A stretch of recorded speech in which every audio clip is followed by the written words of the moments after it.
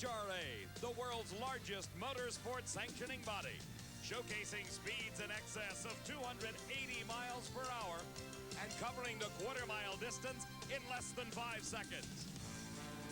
Winston Championship Drag Racing from the NHRA. The NHRA Winston Drag Racing Series, 16 races throughout the year, encompassing racetracks in both the United States and Canada. The most recent event was held at Sears Point International Raceway, the inaugural Motorcraft Ford California Nationals. There, Joe Amato took his second Top Fuel victory in a row when he defeated Dick LaHaye. The performance of both outstanding. Amato, a 5:17 elapsed time. LaHaye, a 5:18.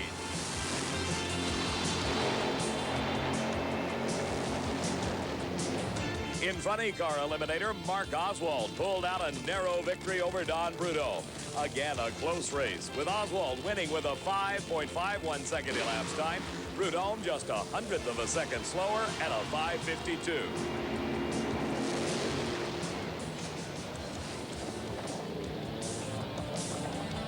The surprising Harry Scribner won his first ever NHRA Winston Drag Racing National event, taking the Pro Stock title against Don Beverly.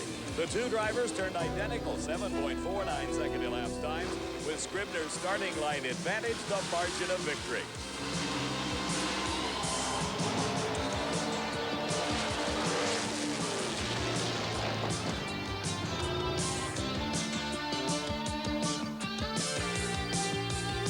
Now the Winston Trail heads north for yet another new event on the NHRA calendar, the Performance Corners Seafair Nationals.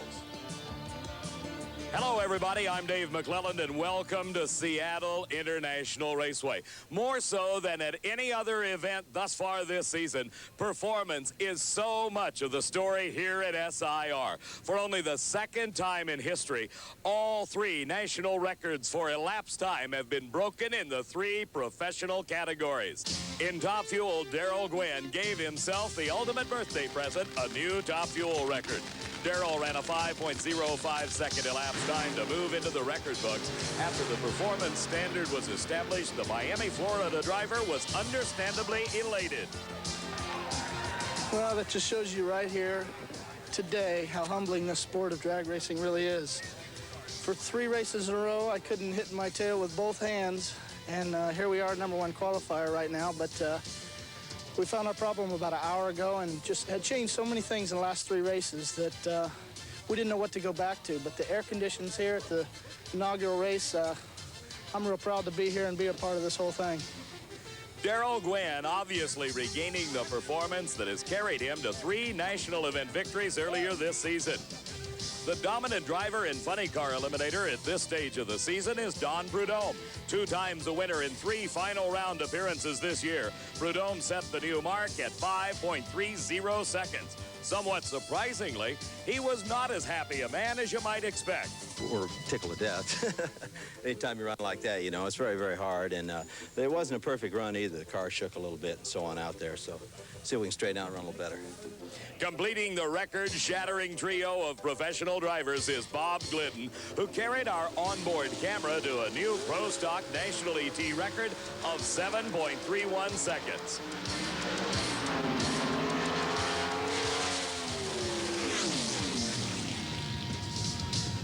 So the question going around Seattle International Raceway is, why are they going so fast? For at least part of that answer, let's turn to my good friend and co-host, Steve Evans. Steve, tell me, why do you think they're running this quick? Beautiful, isn't it, Dave? The forest down here at the end of Seattle International Raceway. Now, most people see these as trees. Well, I see them as long, tall, skinny superchargers. No, I haven't gone completely over the edge. Remember that trees and all vegetation create oxygen. People thrive on it, and so do engines. Now, the racers during the record-breaking qualifying were enjoying kind of a Mother Nature tune-up. First of all of this oxygen. Secondly, this is sea level in altitude. Thirdly, very little humidity. Remember, humidity is moisture, water. It displaces air. And lastly, it has been very cool. The air is not preheated before it gets to that engine. Now, most of those things aren't going to change. Humidity is rare in the Northwest. The trees certainly are not going to quit on us, and the altitude is not going to change. But the temperature is predicted to go up.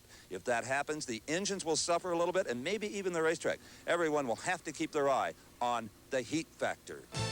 Thanks, Steve. After the California Nationals at Sears Point, Joe Amato continues to hold the lead in the Winston Drag Racing Championship in Top Fuel Eliminator. In Funny Car, Mark Oswald continues to head the pack. Kenny Bernstein in the number 2 spot. And in Pro Stock Eliminator, it is the Chevy Beretta of Bruce Allen holding a very slim lead over the Ford of Bob Glidden. Now at Seattle International Raceway, it's round number 2 of Top Fuel Eliminator. Glenn Mikers driving the CDN, the Cable Value Network special, owned by Dennis Forcell, against Frank Bradley at the wheel of the Earl Newman Agricultural Enterprises special. Bradley has had considerable problems over the last several races, including, to our count, at least 3 totally destroyed race engines. Here, though, Bradley has qualified well in the number 8 spot with a 5:21. He defeated Terry Kapp in the first round, while Glenn Mikers was the number 12 qualifier with a 5.31 second elapsed time. By virtue of that qualifying run, Mikers had to race Joe Amato, who was the number 4 qualifier with a brilliant 5.11. As we look back at that first round race, Amato was in the near lane, Mikers was in the far lane, and mechanical problems set in for Joe Amato. Steve had a chance to talk to him. Well, I don't have to tell Joe Amato, with the points chase as close as it is, even though you're on top of it, Joe, to go out in the first round, boy, that hurts.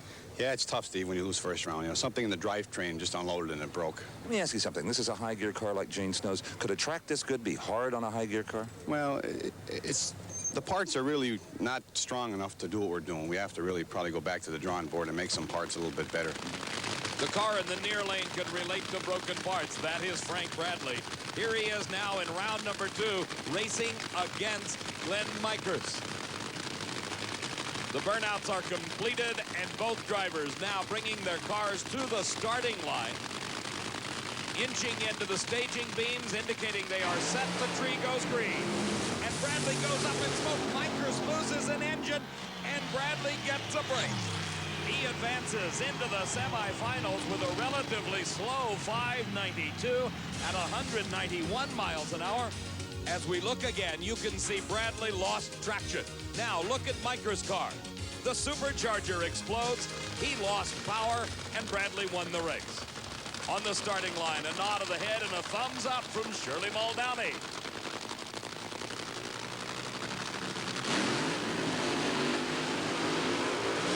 A strong burnout by Shirley Muldowney as she heats those huge tires. The engine coming to life now for Gene Snow. Let's go to the far end of the racetrack, where Steve Evans is with Frank Bradley. If you saw our show from Sears Point in the California Nationals, you know this man, Frank Bradley, was having all the bad luck for everybody. It appears to have turned a little bit, Frank. Well, yeah, we were having some bad luck, but it was all self-inflicted.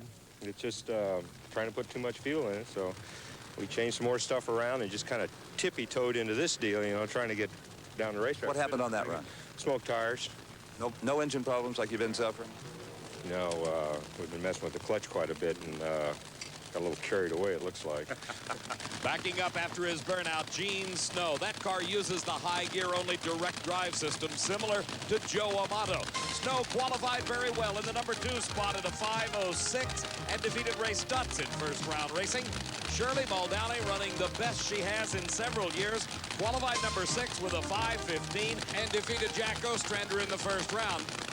Obviously, nobody terribly concerned about a little bit of moisture on the racetrack for Shirley as she is approaching the starting line under the direction of her crew chief, Ron Tobler. Shirley's in the far lane. Gene Snow, with the lane choice, selected the near lane of the racetrack. A good start. And Gene Snow drives away to victory with a great elapsed time, 5.10 at 273 miles an hour. The 1988 NHRA Performance Corner Seafair Nationals are being brought to you by Goodyear Eagle Tires. Goodyear, because there really is a difference. And by Fram Bendix Auto Light, which are all quality products of Allied Automotive. And by Budweiser, for all you do, this Bud's for you. More Top Fuel racing in just a moment. Seattle International Raceway. Let's take a ride with Eddie Hill. Diamond B Sports in-car camera shows you Eddie Hill in action in his burnout. Here comes Frank Hawley. Hawley, returning to the driver's seat after a 2.5-year layoff, is driving Larry Minor's race car. He qualified 7th with a 5:16 and beat Bobby Baldwin in the first round. Eddie Hill, the number 11 qualifier, at a 5:28, drew Dick LaHaye in the other Miller High Life car in the first round. LaHaye had qualified 3rd at a 5:10. The defending Winston champion was in the near lane. Eddie Hill was in the far lane. A giant wheel stand for Dick LaHaye, and what a break for a tire-smoking Eddie Hill. As the Hill crew celebrated, Steve had an opportunity to talk to a disappointed Dick LaHaye. Well, this particular wheel stand, I think, caught Dick LaHaye completely by surprise. And, Dick, I don't know if you saw Eddie Hill smoking the tires, but it was yours to be had. Well, I knew, the car ran very well last night, Steve, and run the quickest we'd ever run in our life. And we knew it was going to run better today, but we wasn't expecting a wheel stand at all. What's the sensation from the cockpit when they get up that high? Well, I started walking it up, and I thought, oh, Lord, let it come back down. And I tried to pedal it, and it looked like it was going to come down. When I stepped back into it, it just walked up in the air, and I had to back the throttle off, and it just came down too hard. I tried to feather it, and it didn't happen. A tough break for Dick LaHaye. From our in-car camera point of view, you see the safety harnesses strapping Eddie Hill into the cockpit of the Super Shops dragster. He's in the far lane. In the near lane is Frank Hawley. Hawley at the wheel of the Miller High Life Special, following the directions of his crew into the spot on the racetrack that should provide the best traction. Both drivers concentrating on the start, getting themselves prepared. Let's watch Eddie Hill drive. There's the gear shift with the right hand. Then the high-speed lean out with the left. And the supercharger explosion in the lights. Eddie Hill wins the race. 5.26 seconds his speed, 248 miles an hour. But he's got some mechanical problems. As we watch again, you can see the race from the start. Frank Hawley with the advantage at the starting line. But then the horsepower of Eddie Hill's car begins to come into play. Hawley was the first with problems, losing a supercharger drive belt. Then Eddie Hill exploded a supercharger right at the finish line. Steve? Well, Dave, problems in the supercharger department for both drivers. The loser, Frank Hawley, his belt is gone, and Eddie Hill's, yours may be a little more serious than that. Yeah, it kicked the blower off big time. Yeah, bad problem. I don't know why. We sure didn't have it set anywhere close to kill, we didn't think. Is Mother Nature throwing us a curve here? All of a sudden, the weather's gotten much hotter. I don't know. That's sure not typical of us, but I don't know. Back at the starting line, racing continues in round number 2 of Top Fuel Eliminator. Here is former Winston champion Gary Beck at the wheel of the McGee Special, while this is the new national record holder, Darrell Gwynn. That record-shattering 5:05 gave Gwynn the #1 spot. He beat Gary Ormsby in the first round. Meantime, Gary Beck defeated Earl Whiting. Earlier, Steve took a look at the somewhat different approach of the McGee team. This weekend, Seattle fans welcome home a native son, two-time Winston Top Fuel champion Gary Beck, at the wheel of a very unique dragster powered by this, the McGee quad cam engine, designed in Australia and built in America. This is a true 4-valve per cylinder engine with dual overhead cams on both sides. It doesn't take much of a valve spring to make this engine work. You lose the push rod, you lose the rocker arm, and all the inherent valve train problems you have with a conventional Hemi nitro motor. Now, it looks complicated. They haven't had this engine apart in over 13 runs, but they say it was designed to be worked on, and that the bottom end, the crank, is very strong. That means fewer broken rods and less oil on the racetrack. Now, Gary Beck, for the first time, has won with this engine right here today. And what does the drag racing fraternity think of all of this? Well, Kenny Bernstein has ordered 3 of them to start developing for his funny car. Joe Amato has bought a couple. And Bill Schultz, famed Nitro crew chief, he only ordered 1. He says, this is so strong, I think it's all I'll ever need. Problems on Gary Beck's car. You see the hands of a crewman trying to manually get the car out of reverse after the burnout. The car stuck in reverse. What a tough break for Beck. The engine running great, but problems in the drivetrain are causing severe difficulties for Beck. Jerry Gwynn, the crew chief for his son Darrell, goes over, shakes his hand in that traditional handshake, and Gwynn begins rolling to the starting line. Buster Couch, the official starter. There's the signal. It is going to be a bye run for Gwynn. No competition. They shut Gary Beck off, and Darrell Gwynn gets a big break in round number 2. The national record holder blasts off the starting line. Across the finish line, Gwynn runs 5.09 seconds. His speed 273 miles an hour, and that advances him into the semifinals, where he will race Eddie Hill, Gwynn having the choice of lanes by virtue of the quicker elapsed time. The other pair finds Frank Bradley against Gene Snow. Snow has the lane choice in that race. We'll be coming right back to the Performance Corner, Seafair Nationals. The race car for the semifinal race coming up a bit later here at the Performance Corner Seafair Nationals. That'll be against Gene Snow right now on the starting line. It is round number 2 competition in Funny Car Eliminator.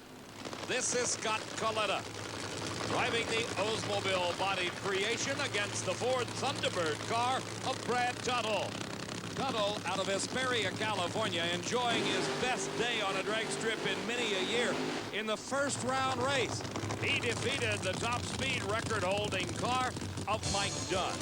Tuttle qualified at this Seafair Nationals in the number 10 spot with a 5.49 seconds.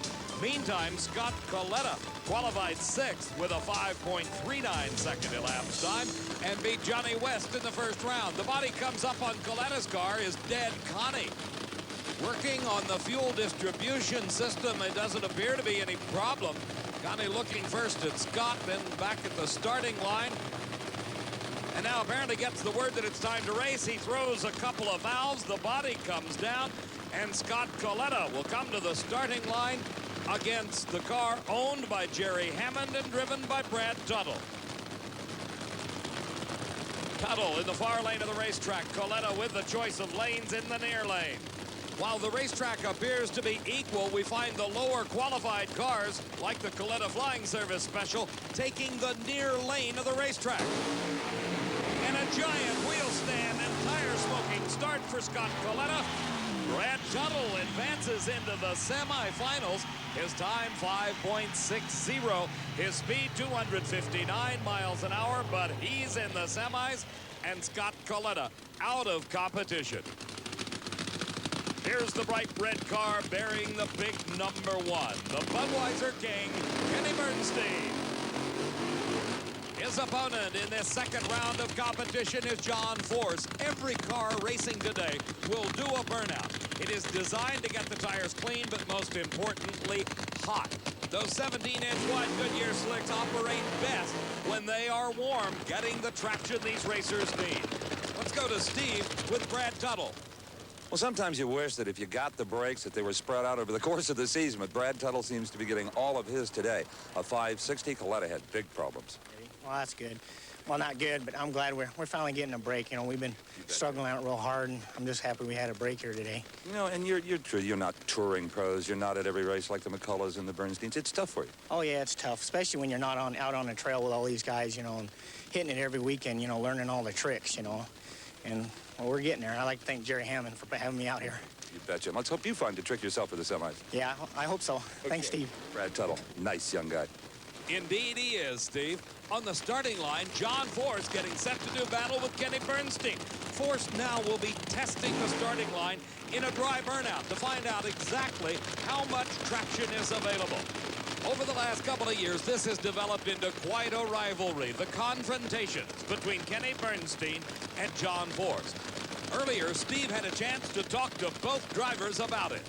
Kenny, when you have time to watch tapes of the drag racing television shows and you see John Force always saying, I got to beat that red car, somebody's got to beat that bad Bernstein, he's possessed by that, or seems to be. What do you think about all of that? Well, John may be possessed about anything. He's pretty much a maniac most of the time, but he's a great guy, and it's a wonderful interview, obviously, but he is possessed because he wants to win. He's no different than any of us out here, but I'm not so sure that the red car is his problem today, although we're going to try to give it our best shot. That kind of rhetoric never gets under your skin a little bit? No, not really, you know, because I know John, he's just raving along no matter what. It doesn't matter who he's talking about or what about or anywhere. It's just continuous, always going.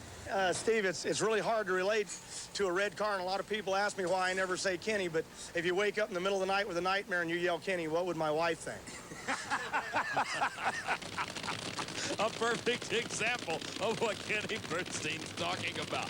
But when he's at the wheel of that Castrol GTX Special, he is all business. That's John Force in the far lane, Kenny Bernstein in the near lane.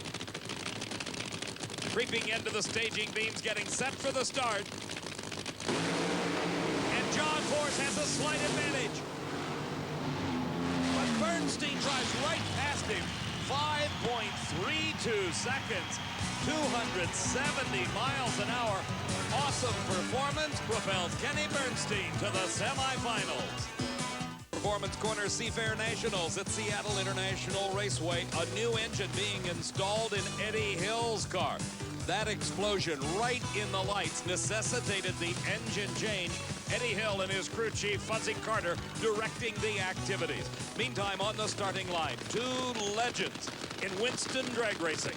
Don Prudhomme in the near lane against Richard Tharp in the far lane. Tharp back at the wheel of the Kodiak Blue Max, owned by Raymond Beadle. It was the Blue Max that propelled Richard Tharp into the limelight in championship drag racing back in the mid-1970s. After a multi-year layoff, he's back driving. The new national record holder, Don Prudhomme, defeated John Martin in his first round race, while Richard Tharp qualified in the number 13 spot and pulled off a giant upset when he defeated Ed McCulloch in his first round competition. Now, Tharp is in the far lane of the racetrack.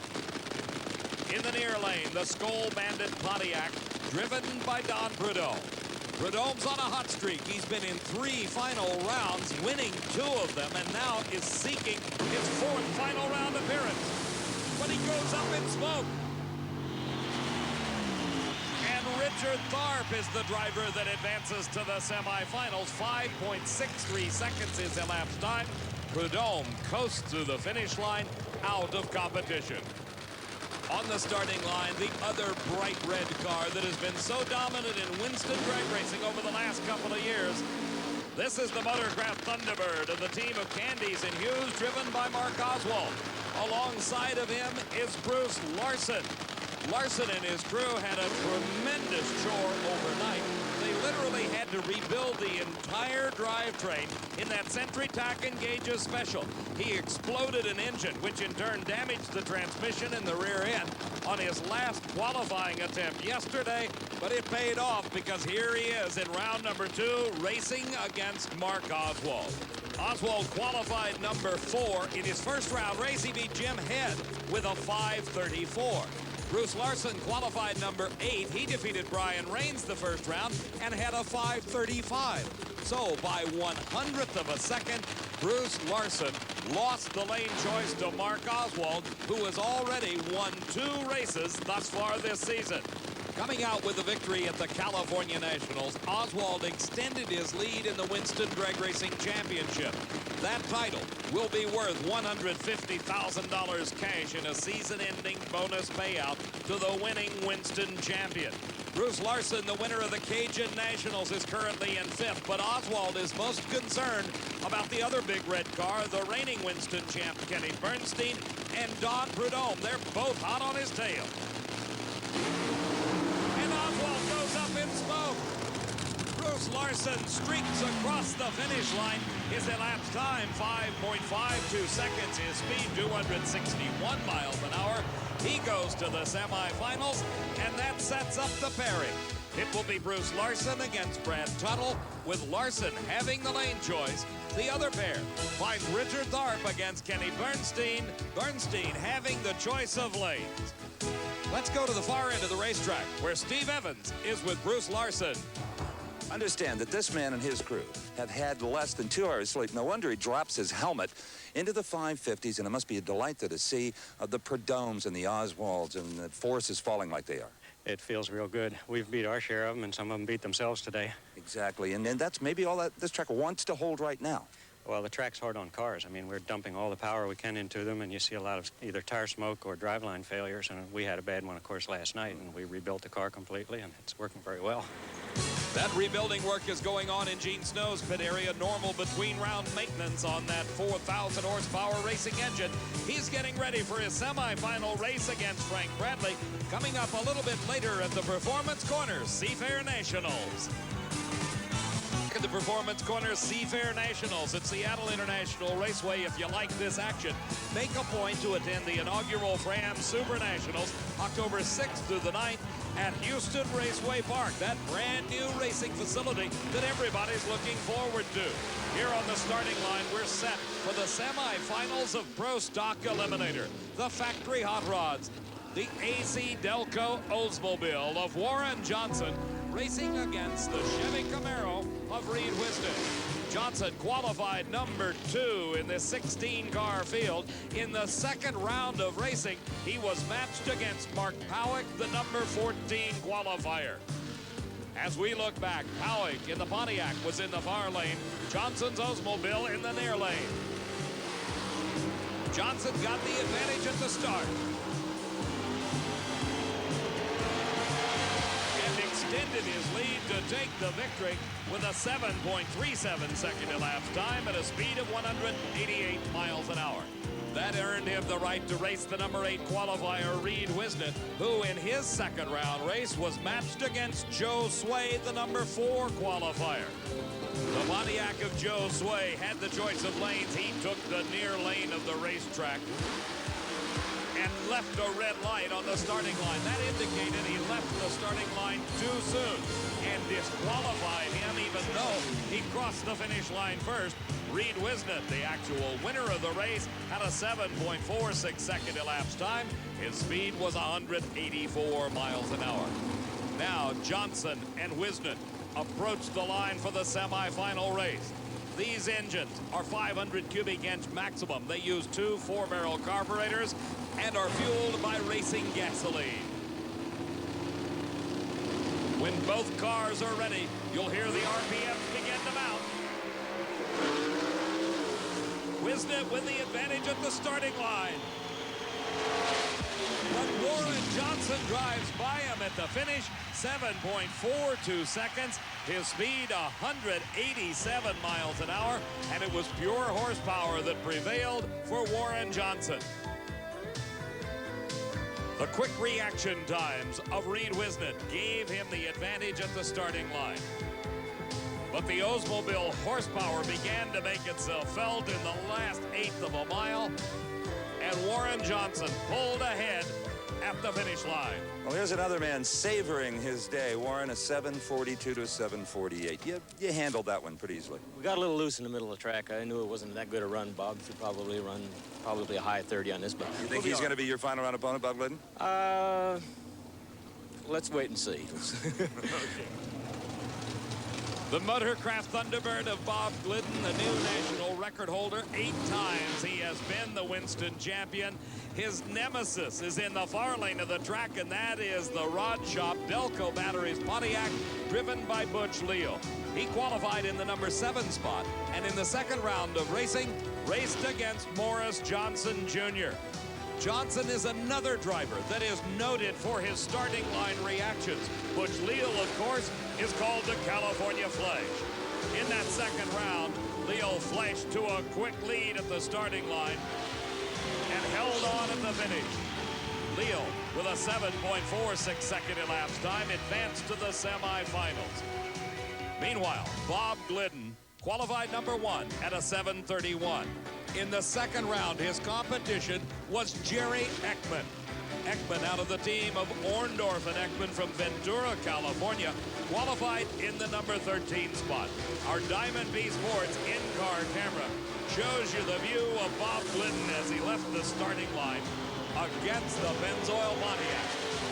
At the finish line by more than a car length, Bob Glidden advanced into the semifinals at a 7.35 second elapsed time, giving him the lane choice over Butch Leal. The classic General Motors versus Ford battle being played here in this semifinal round. Again, you're riding with Bob Glidden. And Glidden just outpowers Butch Leal to go into the finals, 7.37 seconds elapsed time. His speed 188 miles an hour. That gives him the lane choice over Warren Johnson in the Pro Stock Final. Top Fuel semifinals coming up next at the Performance Corner Seafair Nationals. At the Performance Corner Seafair Nationals at Seattle International Raceway, I'm Dave McClelland along with Steve Evans, and the mechanical problems continue to plague Frank Bradley. After the burnouts are completed, Bradley is having difficulties. He is forced to shut off. Gene Snow has his crew looking at his engine. Bradley gets out of his race car while Gene Snow approaches the starting line to take a single run for the semifinal victory that will advance him to the finals of the Seafair Nationals. And Gene Snow instantly lifts off the throttle. He just idles the race car down the track. He may be having some mechanical problems of his own. For Frank Bradley, another disappointment as he has to be pushed back into the pit area. For Gene Snow, he obviously will have very little chance at lane selection as he coasts through across the finish line. Back at the start, it is the Budweiser Special of Darrell Gwynn. The engine in that record-holding dragster coming to life, and he approaches the water area. That's a big puddle of water designed to let the tires break traction very easily. And that is the ultimate in burning rubber, a burnout. There's problems on Eddie Hill's car. Fuzzy Carter, the crew chief, is working on a rather severe fuel leak. It's located right at the injector. Remember, this car exploded an engine in the previous round, and they had to put a new motor in it. That fuel leak could cause a hazard, not only from a fire danger, but should the run proceed, the engine could lean out and cause severe internal damage to that racing engine. Fuzzy Carter tells Eddie Hill to shut the engine off. So it will be another single in the semifinals. This time, Darrell Gwynn gets the big break. Let's go to Steve with Gene Snow. Well, in a trouble-plagued semi-Gene Snow, I don't know if it's clean living or a four-leaf clover, but you're going to the finals. Boy, we're just proud to be here. I don't know what happened. We got some plug wires crossed or something's wrong with the camshaft. I can't believe it didn't have all the cylinders, but that was kind of a break. I'm sorry for Frank, but if it's going to happen, now's a good time. Okay, we'll see you in the pits and try to help you find out what's going on. All right, come on down. See you later. Both of our finalists, the #1 qualifier, Darrell Gwynn, the #2 qualifier, Gene Snow, are recipients of big breaks in the semis when they get a bye run. Obviously, the lane choice will go to Darrell Gwynn. His elapsed time, 5.10. His speed, 276 miles an hour. Eddie Hill suffering the same disappointments that Frank Bradley went through just a few moments ago, having to be pushed back into the pits. Watching his competition, Darrell Gwynn, go into the finals. Gwynn with the lane choice.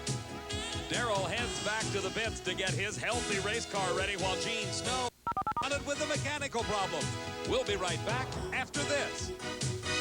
Raceway in the Performance Corner Seafair Nationals. We're ready for the semifinal round of funny cars. Kenny Bernstein, the reigning Winston champion, racing against his fellow Texan, Richard Tharp, at the wheel of the Blue Max.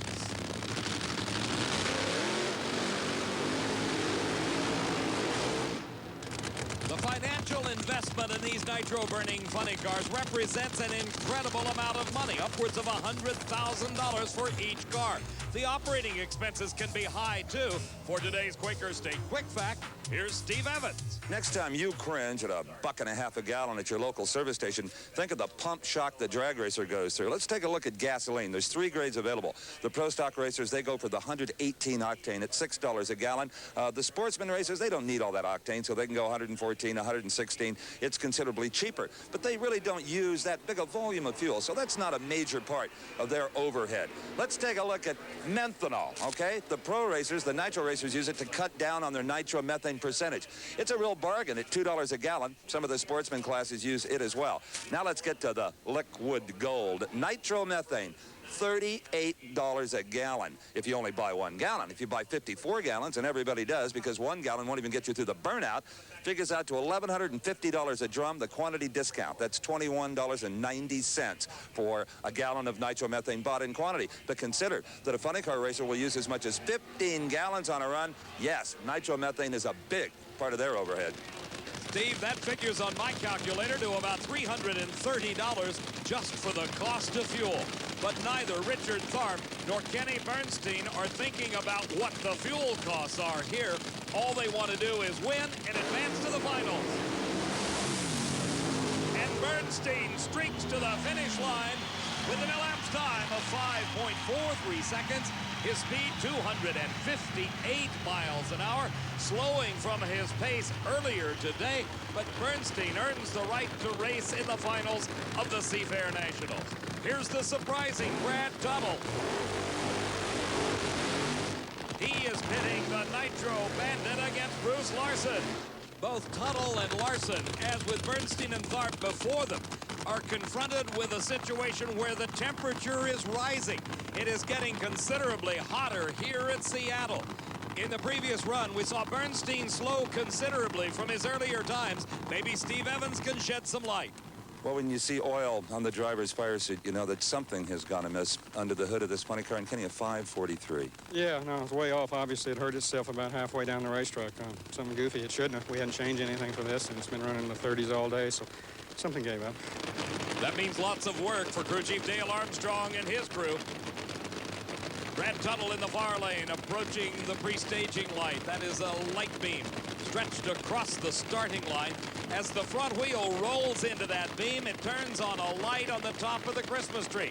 That indicates that the car is about 6 to 8 inches away from the actual starting line. Both drivers will roll forward into that second light beam. They get set, and the tree goes green. Tuttle upsets Larson. Brad Tuttle, for the first time in his career, goes into the finals. 5.62 seconds, 258 miles an hour. As we watch again, Brad Tuttle moved first off the starting line. And 1,320 feet later, that's what paid off, as it was Bruce Larson recording a quicker elapsed time. But the starting line advantage by Brad Tuttle, just too much to overcome. That performance earns Brad Tuttle his first ever final round appearance against Kenny Bernstein, with Bernstein having the choice of lanes. Let's go to the far end of the track and Steve Evans. Well, David, it's moments like this down here that make this job of mine really special. To see the face of a Brad Tuttle who struggled for so long go into his first final round. You've done it. Yeah, I done it. I don't know what to say. I just like to thank Jerry Hammond and my crew and everybody who's put me here. Well, I know what to say. You ran a 5:62 to his 59. You won it. Yeah. Your quick reaction. Well, I got better. I was snoozing the first and second round. I got brakes there, so came around there. The blower belt is off your car. It might have gone a little quicker? Yeah, it banged. It wouldn't shut off. The throttle stuck, and I had to shut it off with the fuel.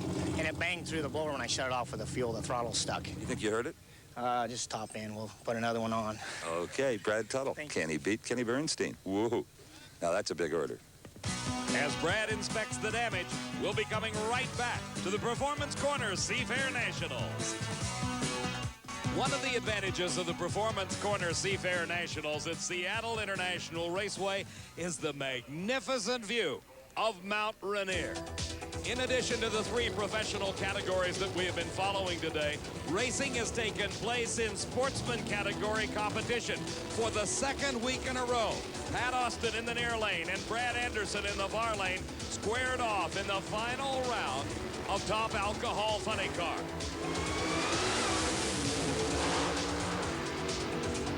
And for the 2nd week in a row, Pat Austin was the winner.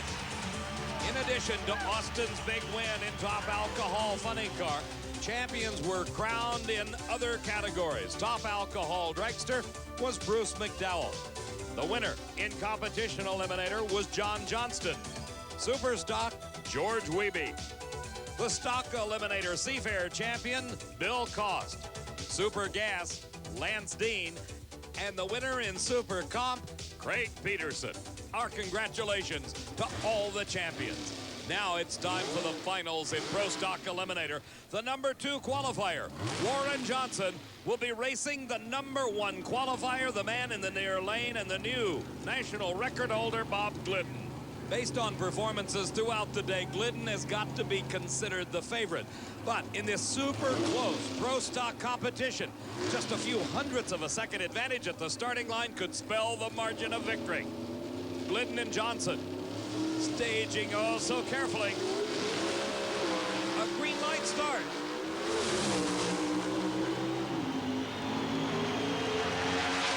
And Bob Glidden powers his way to victory. 7.37 seconds, his speed 188 miles an hour. As the Glidden family celebrates, Bob drives into the winner's circle for the 3rd time this season. As we look again, Glidden actually had the advantage over Johnson at the starting line, and he continued to maintain that lead down the racetrack. A wire-to-wire victory for Bob Glidden, the 63rd in his career, the winningest driver ever in NHRA Winston drag racing competition. Let's go to the far end of the track. Steve Evans with Bob Glidden. Well, the wins are always special, but when you make a quantum leap in the Winston points chase in addition and take home a new national record, well, boy, those are memories you just can't replace. Steve, you're right. We've had really good races at Seattle over the years. I guess this tops them all. You know, we came in here a little bit behind in the Winston points.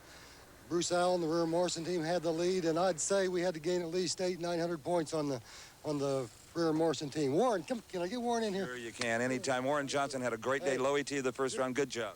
Thank you, thank you. This guy is about to be dangerous, I'm afraid.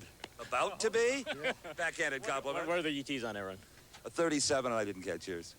Hey, I'll tell you, Steve, it's been a good race for us. Warren ran really well here. His performance came up about 100 points at this race, and I'm really concerned about him in the future. Okay, well, somehow I don't think we've seen the last of that Thunderbird, do you? Well, I hope not. As long as we're all here to do it over again, that's the biggest thing, Bob. You betcha. A couple of true drag racers. Capping a great weekend for Bob Glidden is his capturing the points lead over Bruce Allen by nearly 1,000 points. Coming into this race, Allen, who went out in the first round, had the lead. We'll be right back with more from the Performance Corner Seafair Nationals. At the Performance Corner Seafair Nationals, 2 races remain. This is the Top Fuel final round. Darrell Gwynn getting set to test the starting line. Did you see the smoke? He may find lack of traction. For Gene Snow, his crew is looking intently at that race engine. They had problems in the previous round. Earlier, Steve Evans found out why. Well, Gene Snow's first guess down at the other end proved to be correct. There were indeed cross spark plug wires on his engine, the number 1 and the number 3 cylinders. With 16 spark plug wires, it's amazing that doesn't happen more often than it does. From now on, they're going to have those wires numbered on top above the tubes where they go down to the valve cover so that at any time they can make a visual check. Steve, as you well know, anything that makes the crew's job easier adds to the consistency of the driver. Snow in the far lane, faced against the most consistent car of this event, Darrell Gwynn. He's had the quick time of elimination. Both cars ready. Snow out first, and Snow's got a problem. The engine lets go, it's on fire, and Darrell Gwynn wins his 4th race of the year, slowing to a 5.25 second elapsed time. His speed only 266 miles an hour. Snow coasts through, and as we look again, you see the problem set in right off the starting line for Gene Snow. First a flash of flame, and then the fire builds, stretching back over the rear end. Meantime, Darrell Gwynn is long gone for the finish line. From another angle, we can watch again as the engine explodes for Snow. As Gene backs off the throttle, the fire goes out, but his day is over, and Darrell Gwynn is the Seafair Nationals champ. Darrell Gwynn with the title in hand. Congratulations. Thank you very much, Steve. I'll tell you, man, today, in the last month, has been up, down, up, down. Just kind of wish it'd level off a little bit and show some consistency here. When we're on, we're on. Right. When we're off, buddy. And when it comes to points, it's really steady performance that can win the Winston title. That's right, and that's why we are concentrating round by round and just take it one round at a time. What, 4 wins this year? The quickest anybody's ever run in NHRA drag racing? You've got to be a pumped up young man. You got that right. Thank you very much to all the sponsors, Bud, Quaker State. Just need a double here with me and Kenny. I'd really love it. Okay, that's coming up. Thank you. Steve, we'll find out in just a moment. The sound you hear in the background is that of our funny car finalist. It is Kenny Bernstein against Brad Tuttle, the upset-minded young driver from Hesperia, California, that certainly's got his work cut out for him. Bernstein, the quickest car in eliminations, and now into the finals. You remember in the semifinal round, Bernstein had lots of problems. Earlier, Steve had a chance to check in Kenny's pit and find out what happened. It didn't take Kenny Bernstein's crew very long to find out why his fire suit and the interior of the car was coated with oil. Look at this. This is the piston out of the number 2 cylinder. It got so hot in there that it literally bored a hole right in the side of it. That's because a fuel injector nozzle and what they call the hat, that scoop-looking thing that goes on top of the blower, was plugged, and it fed the number 2 cylinder. Without that fuel in there to kind of keep it cool, this is what resulted. They put a new piston in, and they're confident they can get back in the 530s. Steve, Brad Tuttle has got to be worried about Bernstein's confidence. For Tuttle, his first final round appearance. For Bernstein, another in a long series of outstanding performances in NHRA Winston drag racing competition. The driver's now concentrating on getting an advantage. It goes to Bernstein. And so does the performance advantage. Elapsed time for Bernstein, 5.35 seconds, 271 miles an hour. The picture of domination at this race has been Kenny Bernstein as we look again against Brad Tuttle. You see Bernstein get the instant advantage off the start. That black smoke coming off the back of the car is clutch dust. They utilize the clutch to absorb a lot of the horsepower to let the car hook up to the track. And Bernstein powered to a 5:35 elapsed time and his second win of this season. Well, a tremendous day of teamwork between driver and crew have paid off for Kenny Bernstein. Daryl Gwynn, his teammate, celebrating with him. Kenny, a 5:35, a nice job. Well, thank you very much. I got to really take my hat off, as I do always, but more so today than ever with Dale and the crew. I mean, we really had to thrash to get the Budweiser Quaker State Buick ready for this final. And it's been a dry spell, and they've been tough on us, but finally we got back in that winner's circle. Well, and to diagnose that problem that bit you in the semis, that was good work. Oh, it was excellent by Dale. We burned a piston badly, and it hurt it at half track, and we couldn't figure out because we hadn't changed anything. Dale found it and basically took care of it with a stopped-up nozzle. And here we are in the winners. You had a new young opponent that you didn't take lightly, I'm sure. Oh, no. You know, you don't take any of these guys lightly. It's war out here every day, and Brad did a heck of a job getting here, and he did a good job in the final. We're just glad to be able to pull it through today. And a move in the points. Oh, absolutely. Going after that Winston championship, try to do that thing. It takes a lot to it, but it's still wartime for about another 6 or 7 races. Kenny Bernstein, his first repeat win of the season, and it is a double for the team of Daryl Gwynn and Kenny Bernstein. Today's victory moved Bernstein even closer to the points leader, Mark Oswald. Don Prudhomme close behind in 3rd place. In Top Fuel racing, Joe Amato watched a bit of his lead disappear to Eddie Hill in the number 2 spot, and Daryl Gwynn moved into striking distance. For Steve Evans, I'm Dave McClellan saying so long from Seattle International Raceway. The 1988 NHRA Performance Corner Seafair Nationals have been brought to you by Fram Bendix Auto Life, which are all quality products of Allied Automotive, and by Goodyear Eagle Tires. Goodyear, because there really is a difference. And by Quaker State Motor Oil. New Quaker State with QSX keeps engines cleaner to last longer. Coverage of the NHRA Seafair Nationals has been a presentation of Diamond P Sports.